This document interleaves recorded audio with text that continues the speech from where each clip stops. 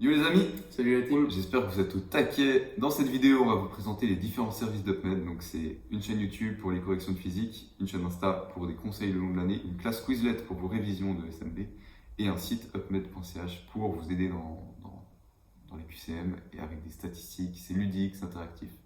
On va vous parler de tout ça et je vous laisse avec Delsad. Voilà, donc sur cette chaîne YouTube, on fait des corrections vulgarisées des séries de physique sur le premier semestre. Donc il faut savoir que la physique à l'Uni de Genève, c'est une matière qui est assez difficile et puis tu es noyé dans une quantité d'informations quand tu regardes les corrigés fournis par l'Uni. Notre but, c'est vraiment de fournir des astuces, des raccourcis pour que vraiment tu puisses gagner un maximum de temps à l'examen. Tu ne te perds pas dans les détails et tu comprends juste l'essentiel. Notre but cette année, ce sera vraiment de t'aider dans la réussite de ta première année pour que tu deviennes médecin. Parce qu'une fois que tu as passé ta première année, tu le sais, tu es médecin normalement au bout de 6 ans.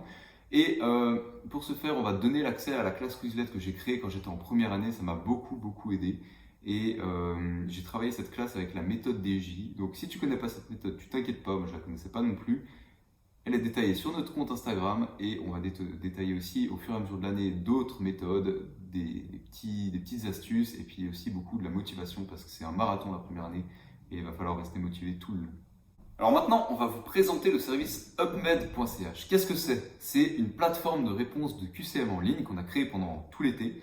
Et pourquoi on a voulu la créer? Parce que moi, quand j'étais primant l'année dernière, j'ai eu accès à une plateforme qui permettait aussi de répondre à des QCM, sauf que les QCM n'étaient plus à jour, ils dataient pour certains de 2012, et c'est là que tu perds beaucoup de temps parce que tu te dis, ah tiens, est-ce que j'ai raté une information dans le cours? Tu vas checker, et au bout de 5 minutes de recherche, donc tu as perdu 5 minutes, tu dis, ah bah non, c'était pas dans le cours. Donc Ouais, et puis voilà. tes stats aussi, elles sont faussées et tout, voilà. Voilà. Donc c'est pour ça que je me suis dit, il faut créer un répertoire de questions très actuelles, et pendant tout l'été, j'ai écrit ces questions, et Seb, pendant ce temps, a créé le site.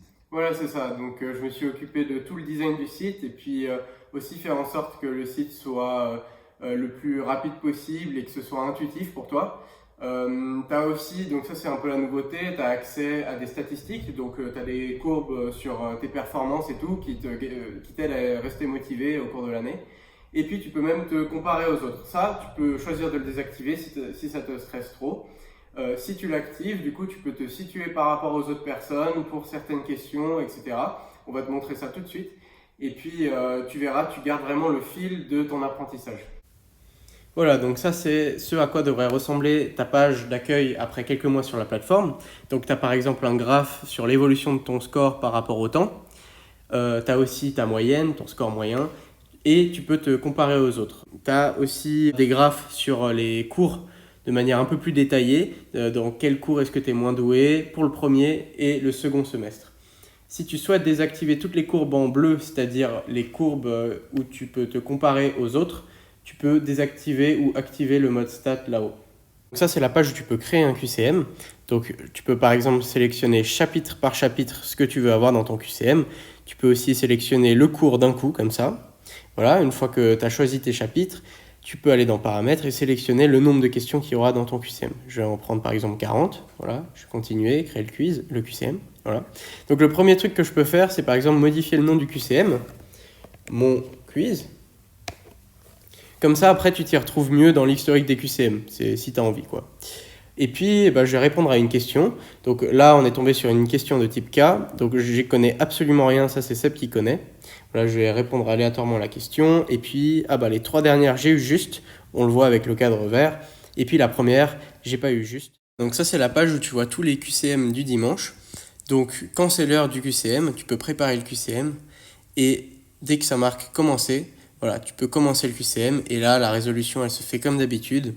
Tu peux juste pas corriger les questions. Et à la fin, oublie pas de faire terminer. Et puis, à 16h30, tu pourras avoir ton résultat et tu seras comparé aux autres.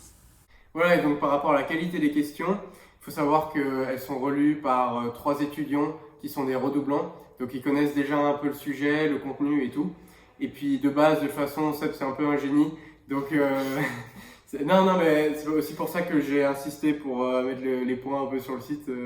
Non, c'est vraiment pour montrer la qualité des questions de base. Et puis voilà, donc on vous souhaite un bon courage pour ce début d'année, quoi. Tous les liens sont en description, Quizlet, Instagram et notre site. Et un bon début d'année, beaucoup de courage pour cette année. Allez, ciao! Ciao!